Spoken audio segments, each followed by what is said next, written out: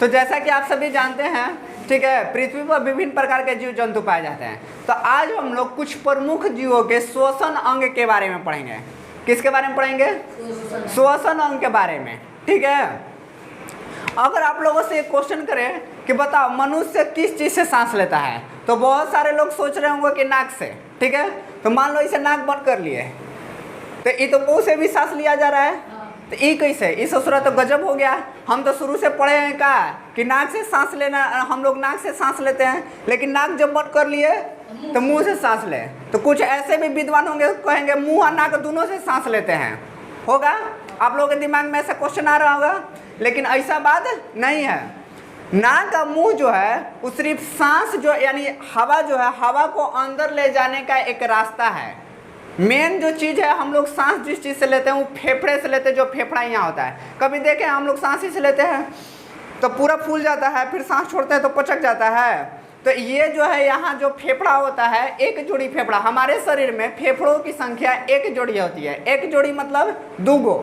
एक जोड़ी जूता लेने जाते हो तो एक पैर के देता है नहीं ना, दोनों पैर के ना। उसी तरह से एक जोड़ी जूते, एक जोड़ी मतलब फेफड़ों की संख्या के बराबर होता है कि मतलब दूगो फेफड़ा, एगो इधर एगो इधर।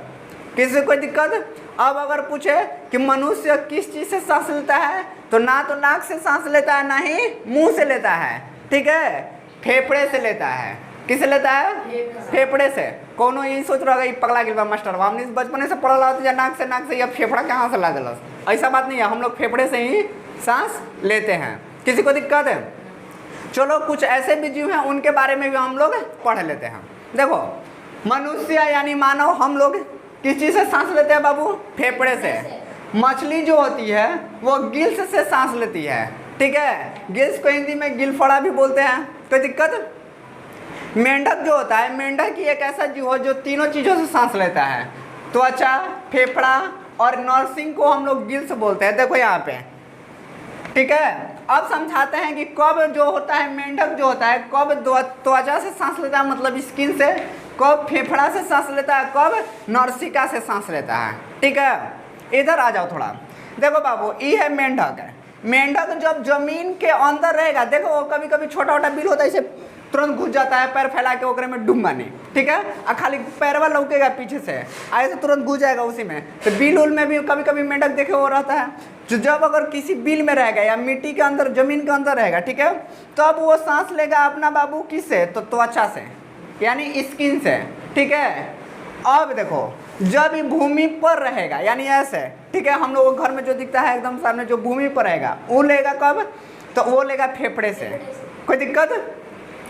अब मेंढक का छोटे बच्चे होते हैं जो छोटे छोटे, उसको हम लोग बोलते हैं टेडपोल, ठीक है, वो गिल्स से सांस लेते हैं। कोई दिक्कत है? देखोगे कभी ऐसे जाते होगे तालाब वालाब में, तो देखोगे कि मछली के जैसा तो कुछ छोटा छोटा जो जीव होता है उसी में, एकदम सेम मछली की तरह। क्योंकि मेंढक के जो बच्चे होते हैं ना, टेडपोल, बचपन में एकदम मछली की तरह लगता है। देखोगे पानी में इसी से फिरता घूरता है। उसको अगर लाकर रख दोगे, ठीक है, घर पे, कुछ दिन के बाद देखोगे मेंढक बन जाएगा। तुम सोचोगे अरे ससुरा, इसको लाए थे हम मछलियाँ, बन गया मेंढक। ये कैसे चमत्कार हो गया? चमत्कार की बात नहीं है। जब मेंढक जो होते हैं ना, मेंढक के बच्चे जो होते हैं टेडपोल, तो बचपन में एकदम सेम मछली की तरह ही दिखता है। हम लोग क्या करते हैं, उसको पकड़ के ला देते हैं मछली समझ के, और रख दोगे, कुछ दिन के बाद वो मेंढक बन जाएगा। समझ में आया?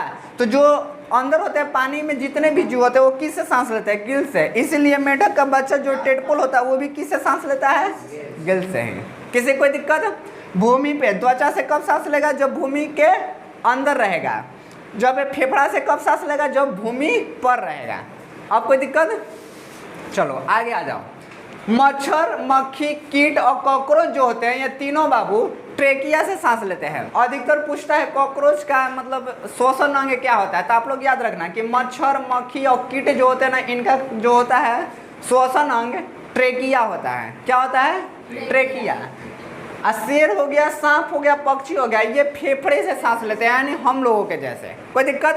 फेफड़े से कौन कौन सांस लेता है? शेर, सांप, पक्षी और मानव भी फेफड़े से ही सांस लेते हैं। कोई दिक्कत?